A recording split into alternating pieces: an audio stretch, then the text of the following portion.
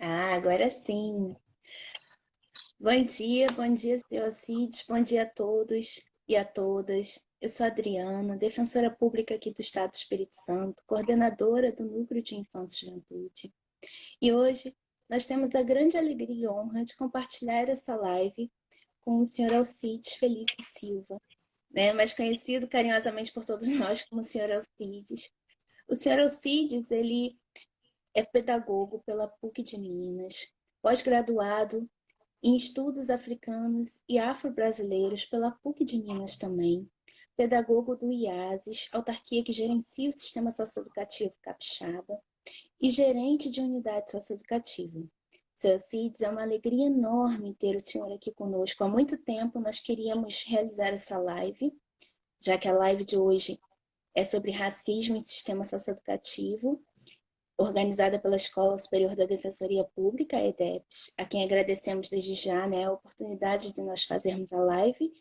Então, há muito tempo nós queríamos ter essa honra e hoje conseguimos. É uma alegria imensa, senhora Cid, poder partilhar essa live com o senhor. Seja muito bem-vindo à Defensoria Pública. Ok. Bom dia, doutora Adriana. Tudo bem? Tudo Bom ótimo. dia a todos e todas que estão participando dessa live. Para mim foi um desafio aceitar essa proposta. A gente vem conversando. Tínhamos conversado sobre um momento para estar falando sobre a ideia de justiça, né? O justo, e eu trabalhar a ideia do justo como uma construção, mas hoje a gente vai estar conversando sobre o sistema socioeducativo e racismo. Penso que pensar esse tema é pensar a história do Brasil, pensar as relações estabelecidas dentro desse contexto e trabalhar a ideia que às vezes é desenvolvida com o conceito do mito da democracia racial. E uma atenção que a gente deve ter nesse momento é que falar do mito da democracia racial é não pensar uma correlação com outros países.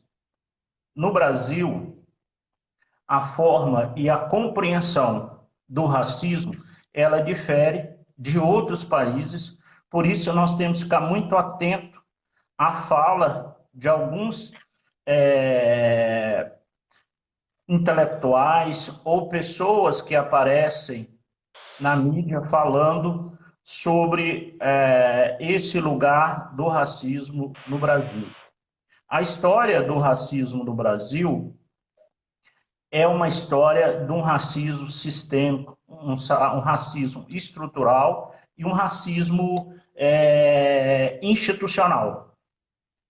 Com Penso certeza. que, dentro dessa lógica, quando nós temos o livro de Gilberto Freire falando sobre a Casa Grande Senzala, trazendo toda a reflexão sobre o mito da democracia racial, ele traz para a gente uma ideia de um racismo suave. E aí nós temos que atentar a isso desde a nossa chegada ao Brasil.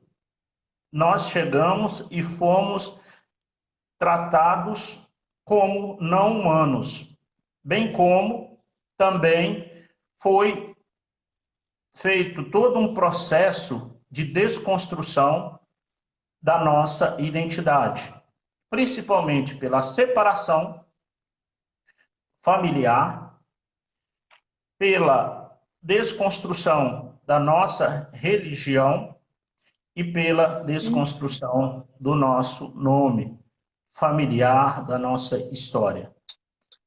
Diante disso, nós podemos perceber que hoje, muitos de nós, quando vamos buscar as nossas relações históricas, nossas raízes, a gente tem dificuldade ou não conseguimos fazer isso. Quando, num processo histórico, alguém pensa que destruindo os documentos que nos dava a possibilidade de buscar as nossas identidades, buscar as nossas raízes, essa pessoa queima os documentos para dizer que não quer que as pessoas vejam a história da escravidão, a história do sofrimento no Brasil. E todo esse processo, ele vai acontecendo e, às vezes, a gente fica se perguntando como trabalhar a história sem dados, sem informação. Mas nós temos um processo de oralidade, nós temos um processo de construção histórica que, enquanto negros e negras, a gente consegue buscar informações, a gente consegue, através principalmente das religiões de matrizes africana, através de vários outros grupos, fazer com que a história continue e que a gente dê um novo significado. E dentro disso, eu penso que é importante também ficarmos atentos ao processo que se construiu e às leis que foram estabelecidas para a população negra no Brasil. Foram leis que foram criadas não para nos beneficiar, mas para beneficiar os senhores escravocratas, que com essas leis eles conseguiam, de certa forma, garantir o seu sustento e, além disso, garantir que nós não pudéssemos ter a nossa dignidade garantida.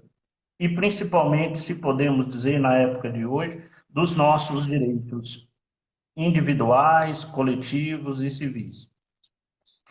Pensar esse processo, e aí fazendo correlação com o processo socioeducativo, é pensar a história do Brasil desde a discussão da lei do ventre livre. Pouco falado, pouco percebido, mas como que uma mãe escrava, ela iria conseguir cuidar de seus filhos, como que ela poderia dar afeto, como que ela poderia, naquele momento fundamental, estar cuidando. E aí a gente tem a lei do sexagenário.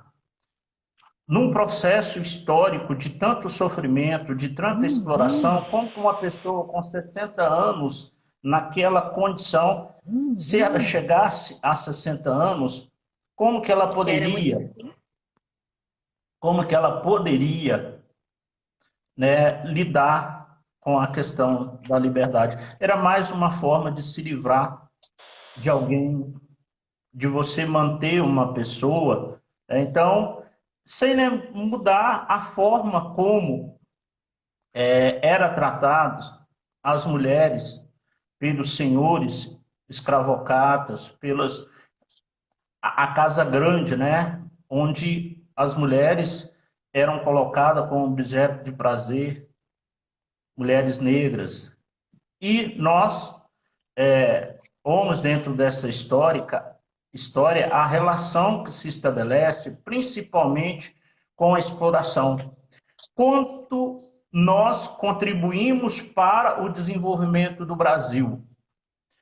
Por que eu estou dizendo essas questões anteriores? Porque alguém vai dizer que a escravidão no Brasil ela é uma escravidão suave, é uma escravidão onde aconteceu alguns respeitos, aconteceu algum acesso, diferente das relações do apartheid na África do Sul, como nos Estados Unidos, todo o processo de perseguição. Aqui foi da mesma forma, se pior.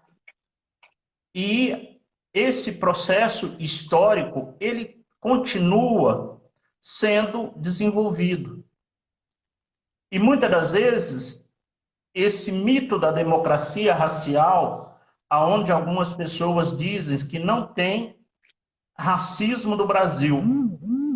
É interessante a gente perceber que eu estou lembrado de uma pesquisa feita em Vila Velha, aonde foi perguntado se as pessoas eram racistas.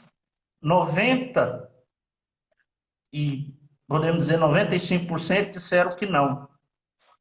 Perguntaram se já tinha visto alguma ação racista, 95% disseram que sim. E aí essa contradição existente dentro dessas relações. E um desafio é passar da questão da pigmentação da pele para uma questão de respeito, de direitos, porque basta a gente olhar numa definição de quem é negro ou não. O sistema de justiça sabe muito bem quem é negro e quem não é. A polícia sabe muito bem quem é negro e quem não é. As relações fenotípicas que apresentam as pessoas, ela marca historicamente essas relações. E nós temos, dentro do processo histórico, todo um processo na tentativa de branqueamento. A gente tem colocado essa lógica da ideologia do branqueamento, onde crianças negras tentam não querer assumir a cor da pele. Falo aqui dos meus netos. Para mim foi um momento muito triste quando eu conversando com ele, 5 anos de idade, ele disse: vó, eu gostaria de não ser negro. Eu gostaria de ser branco. E aí a gente vai conversar com ele. E ele vai dizer de todo esse processo, ele com 5 anos já carrega. Pensar sobre essas questões é pensar o processo educacional. É pensar como que tem sido trabalhado nas escolas, nas famílias, essas relações. Dentro da minha própria família, meus irmãos, irmãs, sobrinhos, às vezes quando nós estamos reunidos, fazem brincadeiras ligadas ao racismo. E aí a gente tem que marcar, porque houve uma construção histórica de negação. E falar sobre o racismo, falar sobre essa condição que nós, negros, temos que enfrentar, é um desafio. Porque muitos de nós, sejamos brancos, sejamos negros, essa temática a gente tem dificuldade de enfrentar. A gente tem dificuldade de dizer para o outro ou para a outra dessas questões. E falar desse processo dentro do sistema socioeducativo é começar pelo processo onde esses adolescentes estão. 99,9% são das comunidades, dos morros e das favelas. Basta ver que esse processo histórico, se nós olharmos a dita abolição da escravatura, onde numa data a gente tinha até um lugar para deitar. E depois a gente não tem mais acesso. A gente é julgado fora em vista de um benefício econômico. E hoje uma grande questão que a gente tem, a maioria dos adolescentes que estão cumprindo medidas socioeducativas e das adolescentes é envolvimento com tráfico. A droga, ela não chega às comunidades sozinha. Geralmente, quem tem uma condição financeira maior são os financiadores dessa droga. Essas pessoas não são presas. Essas pessoas, elas acabam ficando livres. Enquanto isso, o sistema, que é um sistema de morte, como a gente discute o conceito de necropolítica, é um sistema que consegue não garantir políticas públicas para toda essa população, e além disso, esse mesmo sistema agride, esse sistema, ele chuta a porta do barraco. Esse sistema não respeita o processo de desenvolvimento das pessoas. E muitas das vezes, quando a gente fala só de um sistema. A gente fala, dentro desse sistema, dos policiais que vão, agride, faz tudo isso. Mas a gente tem que falar do sistema de educação. Como o sistema de educação hoje se preparou para acolher, incluir essa população. Nós temos a maioria dos adolescentes que chegam no sistema socioeducativo estão há muito tempo fora da escola, ou se estão, são adolescentes que estão no 9º ano, que não sabem ler e escrever. Se você pega uma outra criança, adolescente, de uma classe mais abastada, eles têm acesso a um processo educacional diferenciado. Você tem que pensar a questão da saúde. Como a saúde cuida da população negra? Como a saúde pensa todo o processo? A população negra tem questões específicas para ser pensadas. Como a habitação pensa a saúde, a população negra. Fico me perguntando, o sistema socioeducativo, ele recebe os adolescentes, as adolescentes, mas recebe também as famílias, recebe também vários outros processos que a sociedade, enquanto protetora, não protege.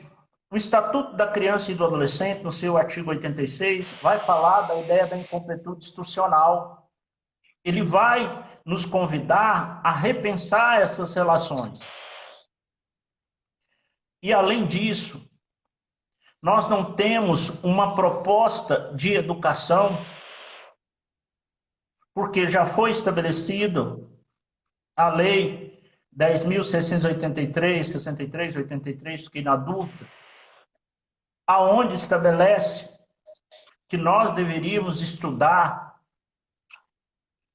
a história do povo negro no Brasil, mas nós não fazemos isso. Qual é a referência que nós temos hoje no processo educacional? Como é visto no processo de educação,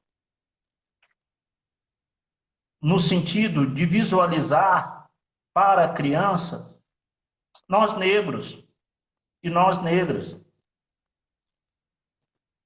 Como podemos perceber quando a gente chega em determinados restaurantes, nós negros estamos ali, mas servindo. Várias vezes, alguns espaços que eu vou, eu fico atento a essas questões. Nos cursos, aonde tem um custo maior, ou nas escolas ou universidades, faculdades com uma condição, como que está a população negra dentro desse espaço? Penso que pensar o sistema socioeducativo não é pensar somente o local que esses adolescentes estão. É pensar todo um sistema que é um sistema racista, que não se assume. É pensar no momento da audiência com esse adolescente, com essa adolescente, o respeito que tem que ter ali. Porque o adolescente ou adolescentes, ele pode ter cometido o ato infracional, mas o respeito, ele tem que acontecer. O respeito tem que acontecer no processo da audiência. O respeito tem que acontecer no momento da fala. Às vezes a gente consegue perceber em algumas falas, até no sentido de marcar que esse adolescente, ele não tem jeito de bandido. E quais são os adolescentes que têm a marca de bandido? Qual é a população histórica que nós denominamos como marca de bandido e de bandidas?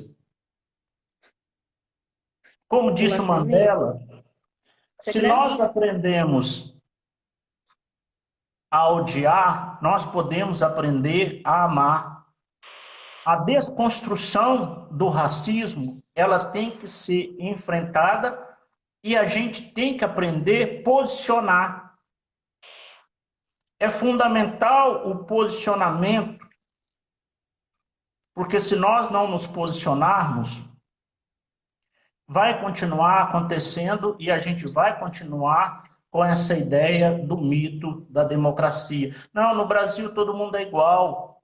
Negros casam com negras, negras casam com brancos, negros casam com brancas, e assim vai esse discurso. Mas vamos olhar as relações, vamos olhar, gente, vários documentários e várias ações.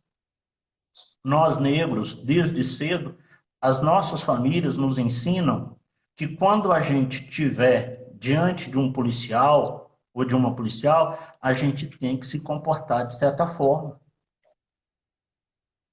Como você ensina que você, desde cedo, você já é um alvo que já está descrito, uma construção histórica e que faz com que você tenha medo, que você é colocado como alguém que é visto socialmente como perigoso, como criminoso. E dentro do sistema socioeducativo, nós, na maioria que trabalhamos enquanto servidores, somos negros. E principalmente é possível você ver uma diferença em determinadas categorias. Determinadas categorias, a maioria não é negra. A maioria estão nos espaços do atendimento ali, que é o espaço dos agentes e das agentes socioeducativas. E eu sinto que muitas das vezes, para nós falarmos disso, É um desafio. Então, dentro do sistema socioeducativo, eu penso, e eu não consegui fazer isso ainda, e quando eu estou falando disso, eu estou falando para mim, é a gente pensar projetos e processos que a dimensão do racismo, a discussão, ela não aconteça somente em momentos esporádicos, mas que a gente trabalha a ideia da transversalidade do racismo em todos os momentos, em todas as ações. Até que um dia a gente consiga assumir que existe racismo. Até que um dia a gente consiga construir um mundo que caiba outros mundos. Não podemos ser infantis ou, melhor dizendo, inocentes no sentido de achar que as diferenças elas não vão existir. As diferenças elas vão existir. E nós precisamos saber lidar com as diferenças. Nós precisamos avançar no desenvolvimento do cuidado, do respeito. E nesse sentido, o sistema socioeducativo, a gente precisa falar dessas questões. A gente precisa falar que existem meninas negras cumprindo medida. E como nós pensamos a construção da identidade com essas adolescentes. Como nós conversamos sobre o corpo, como nós conversamos sobre o cabelo, como que nós conversamos sobre a percepção social da mulher negra e como que nós criamos espaço para que esses adolescentes possam falar dessas temáticas. Nós temos todo um processo de desconstrução do saber negro. O epistemicídio. A gente tem uma lógica de dizer que a música não é uma música boa. Nós temos uma lógica de dizer que o cabelo não pode ser dessa forma. E dentro desse processo de construção, quando eu falo no sentido da audiência, o momento central que eu vejo ali, que aquele sujeito está ali, a gente já começa a trabalhar esse significado de um processo social que faz com que a população negra sofra.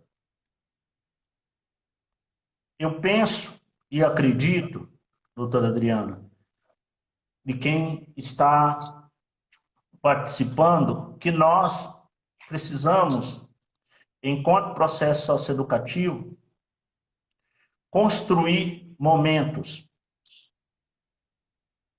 para que a nossa fala possa transformar numa capacidade de escuta que chegue ao diálogo. Penso nesse desafio que fica para a gente estar trabalhando essas questões. Né? O Instituto de Atendimento Socioeducativo, IASES, ele teve uma formação sobre a questão da ética racial, que foi muito importante. Os servidores na unidade com a qual estou trabalhando fizeram uma proposta de estar trabalhando a questão étnico-racial dentro da unidade. e a gente vai conseguir desenvolver essa proposta. Então, nós temos Nathalie e Gisele, que são psicólogas com essa proposta de trabalho. E nós temos dentro do Instituto vários servidores das unidades que participaram, em sua maioria técnicos. Nós precisamos sentar com os agentes e com as agentes, fazer uma formação com essa temática, escutar e envolver os adolescentes e as adolescentes nesse processo. Eu penso que é fundamental para o enfrentamento o posicionamento. O posicionamento. Porque a falta de posicionamento, ela gera várias situações. E por que pensar a ideia do racismo? O racismo, ele coloca uma condição de que alguém é inferior, de que alguém está numa condição menor. Nós precisamos avançar na relação da construção da diversidade, mas uma diversidade que respeita, que cuida, uma diversidade que acolhe. E nós temos balizas em relação a esta construção, que é o cuidado com a vida, que é o cuidado com a dignidade humana. Por quê? É notório a gente perceber que dentro desse processo social, principalmente vocês que estão na defensoria, vocês deparam com várias situações que fazem com que a gente se pergunte: por que nós negros, nessa história do Brasil, ainda não somos a maioria nas universidades? Se é dito que nós somos uma população de negros acima de uma população de brancos no Brasil. Mais 50% da população brasileira é negra, né? Segundo dados do IBGE. Quantos juízes, defensores, promotores negros?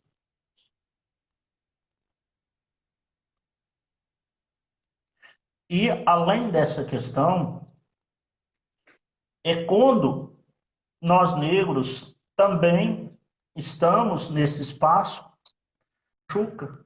que a gente não tem coragem de assumir enquanto negros e negras nesse espaço. A gente não quer falar sobre isso. Eu estou aqui pensando e fiquei incomodado. Talvez o exemplo ele não vai ser o mais feliz, mas eu quero marcar isso. Quando a Globo fez aquele momento daquela conversa com jornalistas negros, como o jornalista Heraldo estava desconfortado naquele lugar. Como talvez para ele, naquele momento, eu dizia para minha esposa que doía estar naquele lugar, porque a gente tem que compreender também que para algumas pessoas dói falar dessa situação. Dói falar dessas questões e a gente tem que aprender a acolher essa dor. Muitas das vezes, a forma da nossa abordagem são abordagens que às vezes afasta e não possibilita o processo de desenvolvimento da pessoa, de fazer um processo de construção da sua identidade negra. Então, doutora Adriana, eu penso que falar do sistema socioeducativo, falar dessa construção, é a gente pensar que nós precisamos desconstruir essa ideia do mito da democracia racial no Brasil. Nós precisamos assumir que existe racismo, que existe um sistema pautado em relações que fazem com que a gente entre num processo de denegação, de não assumir o que está acontecendo e de não assumir que a maioria dos jovens, dos adolescentes e da população negra que estão nos sistemas prisional ou no sistema socioeducativo. A gente precisa assumir e fazer uma pergunta: por que essa população está aqui enquanto maioria? Por quê? E aí, a senhora sabe melhor do que eu, por que que não chega ao sistema socioeducativo alguns jovens ou algumas jovens? Olha, o processo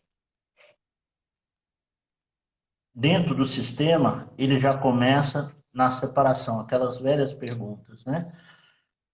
Você está matriculado numa escola? Você tem família?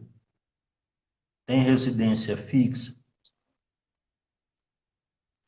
E muitas das vezes, alguns desses jovens já chegam com advogados, já chegam com determinadas proteções que faz com que ele não fique no sistema socioeducativo.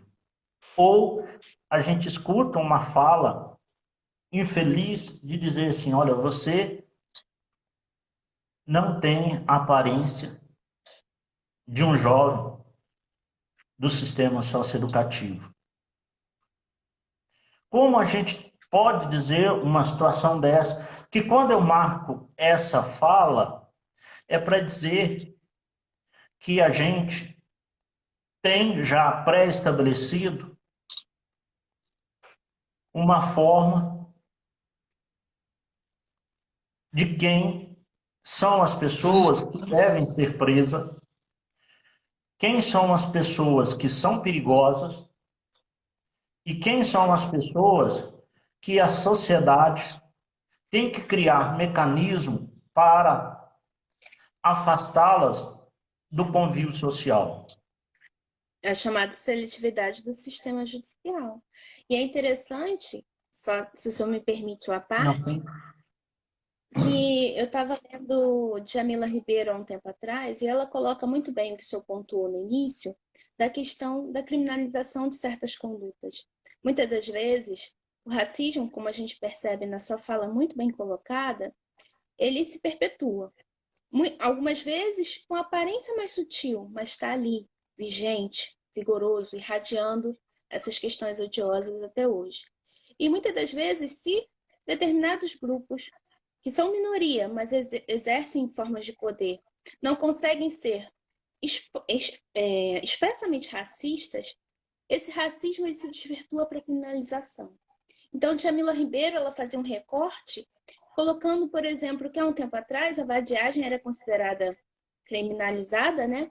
E era criminalizada porque o negro daquela época, pobre e sem emprego, ficava mais exposto à rua. Então, hoje ela pontua a questão do tráfico.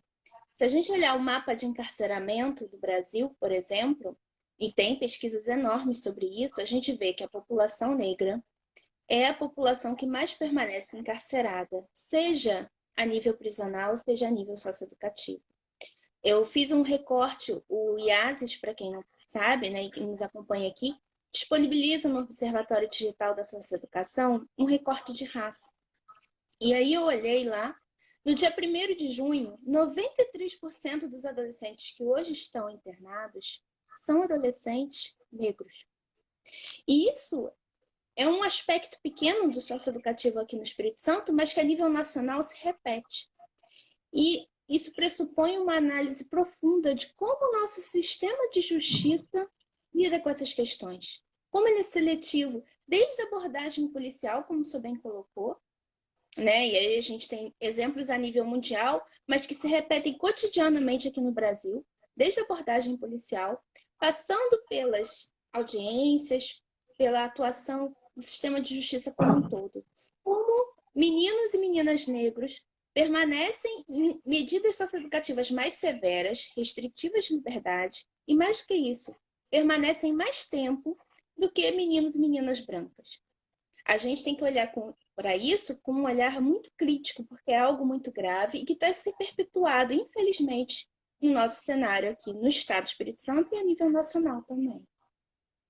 Sim, e a gente precisa, no processo educacional, retomar alguns expoentes da luta contra o racismo. Nós temos que aprofundar sobre a Abadia do Nascimento, sobre o teatro experimental do negro. A gente tem que pensar Leila Gonçalves, né, fazendo toda uma discussão do MNU, Movimento Negro Unificado, do GRUCOM, agentes de pastorais negros e vários outros grupos que, no processo social, posicionaram.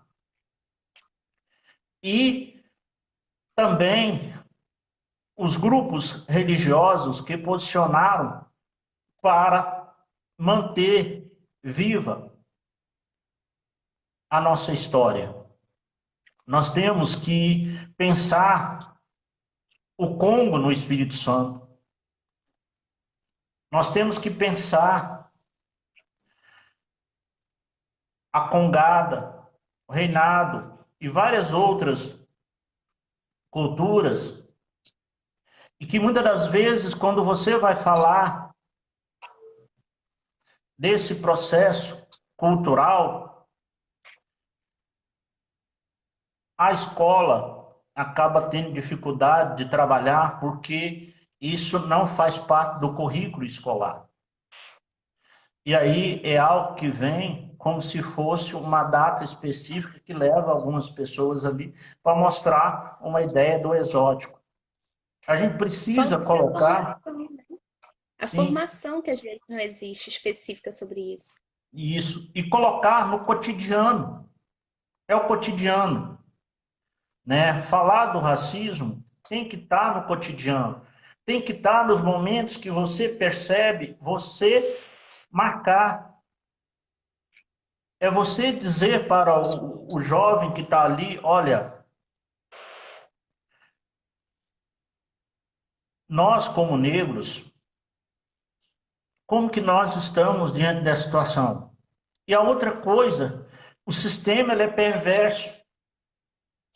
O sistema cria mecanismo para nós entrarmos num processo de autodestruição. Nós somos jovens negros matando jovens negros e nós somos policiais negros matando jovens negros e também morrendo. Por quê? Quem morre nos enfrentamentos, os policiais que morrem, em sua maioria são negros. É um dado que muitas das vezes passa despercebido. Exatamente. E aí a gente vai fazendo um processo de genocídio da população negra. As estatísticas vão mostrando essa situação. A estatística vai mostrando tudo isso e como que nós continuamos reforçando esse processo. E mais do que isso, como isso não nos causa um alarde, não nos preocupa. Porque, por exemplo, a Unicef divulgou um relatório dos 30 anos da Convenção dos Direitos da Criança, em 2019, e ela pontuou, em 2017, mais de 82% dos homicídios de 10 a 19 anos no Brasil eram de crianças e de adolescentes jovens negros. E o mais interessante disso tudo é que o número é altíssimo, um percentual de mais de 80%, e como isso, de alguma forma, não nos incomoda, não nos causa nenhum sentimento crítico de como uma população inteira, né, negra, tem sido morta continuamente. Como, né? É uma questão que a gente tem que refletir. Por que isso não nos incomoda se é algo tão grave? E penso também que é uma forma de matar quando eu não possibilito o acesso às políticas básicas. Com As certeza. políticas precisam ser, então, essa ideia da construção histórica de que nós temos um sistema de morte. A política é pensada como forma de destruição. A forma, o que chega primeiro nas comunidades é o controle do Estado. O que deveria chegar primeiro são as políticas públicas, garantindo o acesso à educação, à saúde, esporte, o lazer.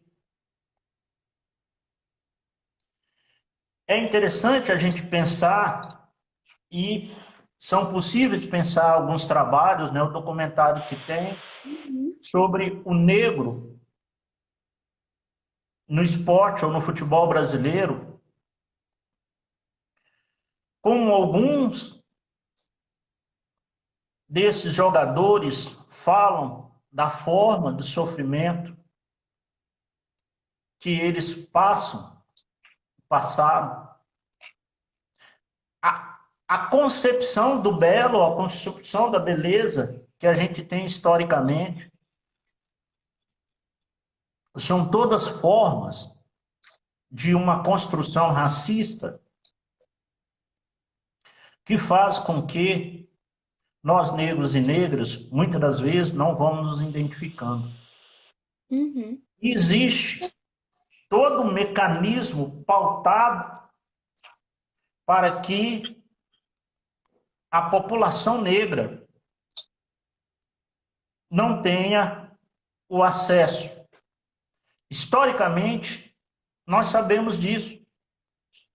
E aqui eu quero começar a marcar já essa questão. Como que eu estou educando os meus filhos, os meus netos? Como que uma criança se desenvolve como racista? A criança, ela não nasce racista, ela aprende a ser racista. Se ela aprende a ser racista, é porque existe um processo social racista. Existe um processo social aonde que as pessoas, para além das mortes existentes no Brasil, seja por jovens entre eles, seja por policiais matando, mas existe um processo educacional que mata, quando nega o acesso ou quando não desenvolve uma educação que possibilita a construção histórica, bem como ao acesso às condições essenciais da educação. Quando a saúde não valoriza, não desenvolve esse processo. E volto a dizer, a ideia da incompletude institucional, ela precisa ser pensada. Como está o sistema socioeducativo pensado para a saúde, para a educação? Como a saúde pensa o sistema socioeducativo na sua especificidade de jovem e de jovens negros na sua minoria, sua maioria?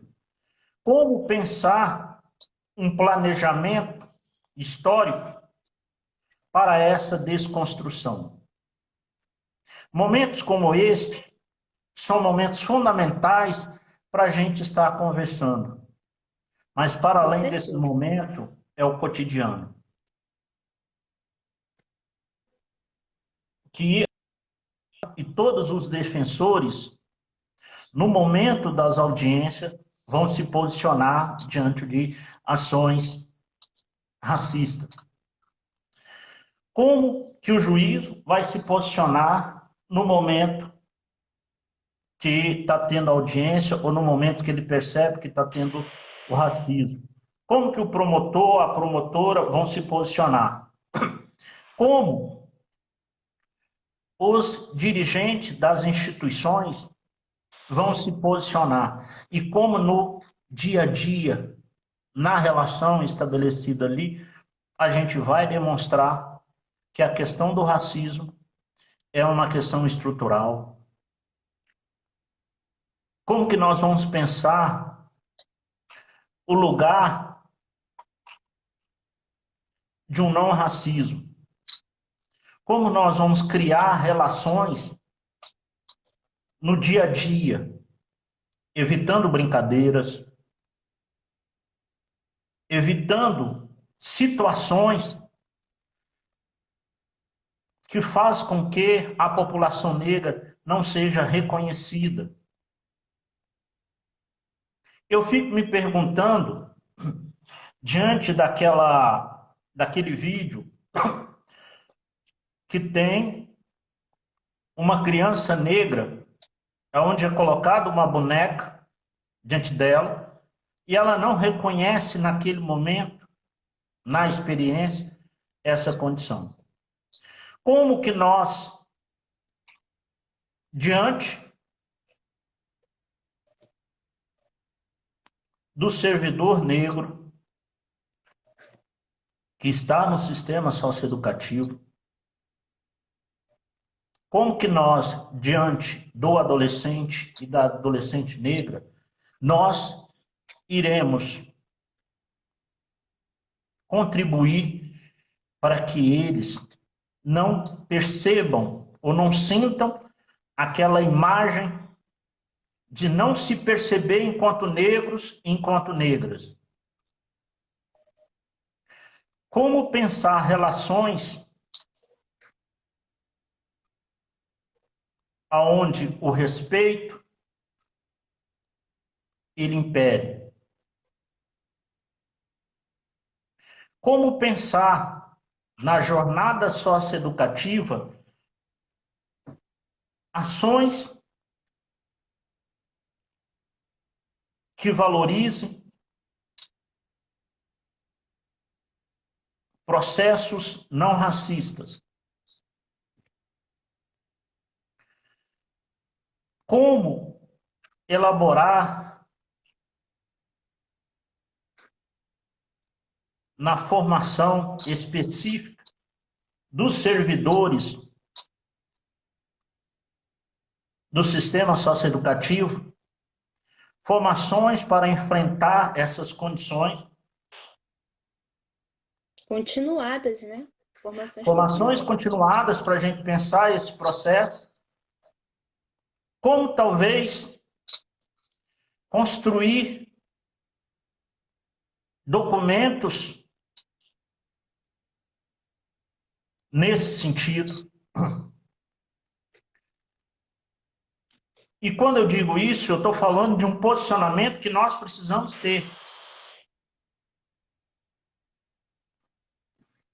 Nós precisamos desenvolver ações como numa lógica, dentro do que nós estamos pensando, como trabalhar a comunicação não violenta, como avançar num processo de técnicas da comunicação não violenta,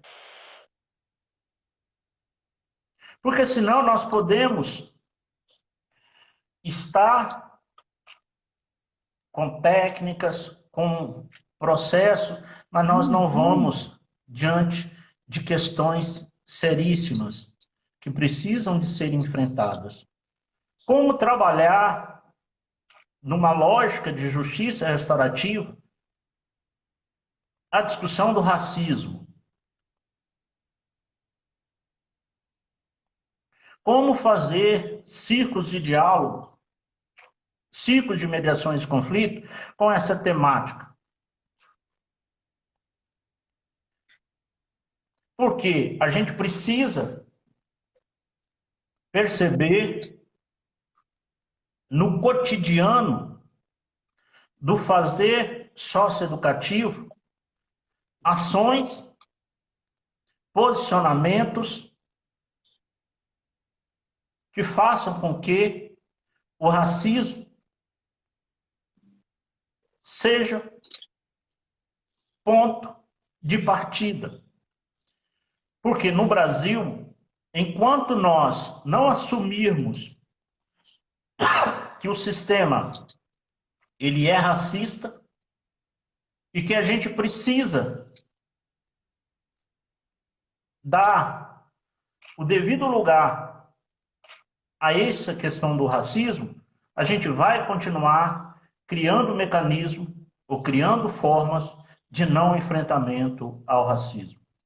E reproduzindo essas mesmas posturas racistas e excludentes, infelizmente. Por isso que a gente tem que perceber isso logo, né? E além disso, doutora Adriana, a gente vai ficar justificando. Exatamente. A gente vai ficar justificando com aquela ideia de muitas das vezes, quando a gente traz a questão de dizer que isso é vitimismo. A gente precisa ficar atento a determinadas formas ou processos de intervenção que criam mecanismos para não enfrentar as condições que a gente está vivenciando. E quando eu digo isso, é porque essa temática, quando você levanta, ou há o silêncio, porque as pessoas criam mecanismos para não fazer esse processo de discussão, ou a gente faz com que esse tema seja uma coisa pessoal. Nós temos que perceber que o racismo não é uma questão pessoal. A questão do racismo é uma questão estrutural. A questão do racismo... A gente tem 20 segundos para terminar nossa live.